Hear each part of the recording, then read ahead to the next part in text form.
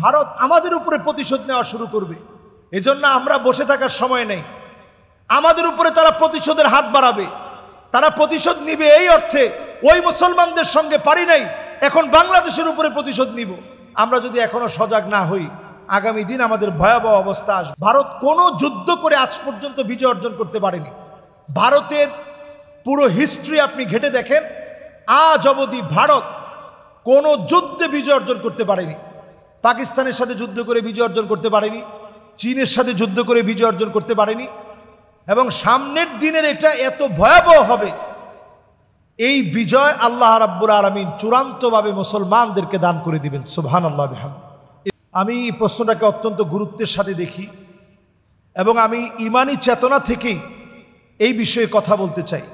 আপনারা জানেন যে ভারত এবং পাকিস্তান দুই দেশের ভিতরে অনেক দিন ধরেই বিভিন্ন বিষয়ে বাকবিতণ্ডা চলছিল এবং সর্বশেষ এই বাকবিতণ্ডার পরে সর্বশেষ যুদ্ধ পর্যন্ত কিন্তু গড়িয়ে গেল। তো যুদ্ধের যে দৃশ্যপট এখন তৈরি হয়েছে, এই দৃশ্যপটে দাঁড়িয়ে আমরা আজকে পরিষ্কারভাবে বলতে পারি, নবী আলাইহিস সালাতু ওয়াস সালাম হাদিসের ভিতরে যেমন বলে গেছেন, আজকে 2025 সনে দাঁড়িয়ে আমি নবীজির হাদিসের সাথে পুরাপুরি মিল দেখতে পাচ্ছি, পুরাপুরি মিল আমি দেখতে পাচ্ছি। 2025 সনের আজকের এই জুমআতে আমি পরিষ্কার একটা মিল দেখতে পাচ্ছি। নবী আলাইহিস সালাতু ওয়াস সালাম তিনি বলছেন, এমন একটা সময় আসবে তোমরা দেখবা অর্থোডক্স খ্রিস্টানদের সঙ্গে মুসলমানদের একটা চুক্তি হবে, ফায়াকদিরুন, অতঃপর চুক্তি ভঙ্গ হবে। অর্থোডক্স খ্রিস্টানদেরকে এখন আপনি পাবেন রাশিয়াতে। আজকে দেখেন পাকিস্তানের এই ইস্যুতে রাশিয়া কিন্তু মুসলমানের পক্ষে আছে, তুরস্ক মুসলমানদের পক্ষে আছে। এটা তো থাকাটা খুব স্বাভাবিক। রাশিয়া এখন পক্ষ নিয়েছে, তুরস্ক পক্ষ নিয়েছে, চীন পক্ষ নিয়েছে।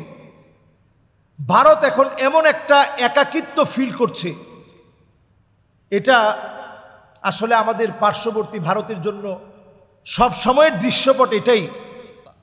এই বিজয়ের জন্য আমাদের মুসলমানদেরকে এখনই জাগতে হবে। মুসলমানদেরকে এখনই সময়, অন্তত আপনি বাতিলের সাথে তাল না মিলিয়ে বরং মুসলমানদের পক্ষ হয়ে কথা বলুন। পাকিস্তানের জন্য এই বিষয়টি আমি শুভ সংবাদ দিতে চাই। 2025 শুধুমাত্র ভারত পাকিস্তানের যুদ্ধই না, 2025-এ দুবাইয়ের মধ্যে অনেক বড় বড় বিপদ আসছে। সৌদি আরব ভয়াবহ বিপদের মধ্যে পড়বে। 2025 সনে বিপদের মধ্যে পড়তে যাচ্ছে পৃথিবীর বিভিন্ন দেশ। আল্লাহ তাআলা পূর্ব দিকে ভূমিকম্পের যে কথা নবীজি বলে গেছেন, সেই ভূমিকম্পের পূর্ণ আশঙ্কা আছে, কারণ আমরা মাজলুম মুসলমানদের পক্ষে দাঁড়াতে পারিনি। পাকিস্তান যে হিম্মত নিয়েছে, বাতিলের প্রতিবাদে প্রতিরোধ গড়ে তুলেছে, এটি আমাদের জন্য অন্তত স্পিরিটকে জাগ্রত করে। তারা যেভাবে বাতিলের প্রতিবাদে দাঁড়িয়েছে, আমরা তো বলতে পারি পাকিস্তানের এই সময়ের এই বিষয়কে কেন্দ্র করে আল্লাহ তাআলা মুসলিম উম্মাহকে ঐক্যবদ্ধ হওয়ার আরেকটা সুযোগ দিবে। এই যে মুসলিম উম্মাহকে ঐক্যের একটা ডাকের একটা সুযোগ কিন্তু আসছে। আজকে দেখেন তুরস্ক কিন্তু পাশে দাঁড়িয়েছে। অন্তত সারা পৃথিবীর মুসলমানরা যদি সায় দিয়ে পাশে থাকে, ভারতের যে দুরাচার, আমাদেরকে তারা আঙ্গুল দেখিয়ে বলেছে 3 মিনিটে আমাদেরকে দখল করবে, 3 মিনিটে তারা আমাদেরকে দখল করবে। আমরা বলতে চাই, পূর্ব দিকে ভূমিকম্প আসতেছে, অলরেডি তাদের ঘরবাড়িতে ভূমিকম্প শুরু হয়ে গেছে। কালকে তাদের চিৎকার আর আর্তনাদ আমাদেরকে কষ্ট দিয়েছে সত্যি, কারণ মুসলমানরা সবচেয়ে মানবিক। আমরা প্রতিশোধ নিতে জানি না, লা তাসরিবা আলাইকুমুল ইয়াউম, কিন্তু আমরা শুনিয়ে দিতে চাই, বাবরি মসজিদকে যারা আঘাত করেছে, জ্ঞানব্যাপী মসজিদকে যারা আঘাত করেছে, মুসলমানদের হিজাবকে যারা টেনে খুলে ফেলেছে, আল্লাহ তাআলা ঠিকই উত্তম পরিকল্পনাকারী। ওয়া মাকারু ওয়া মাকারুল্লাহ ওয়াল্লাহু খায়রুল মাকিরিন। আল্লাহ তাআলা ওয়া মাকারু ওয়া মাকারাল্লাহ ওয়াল্লাহু খায়রুল মাকিরিন, আল্লাহ তাআলা উত্তম পরিকল্পনাকারী।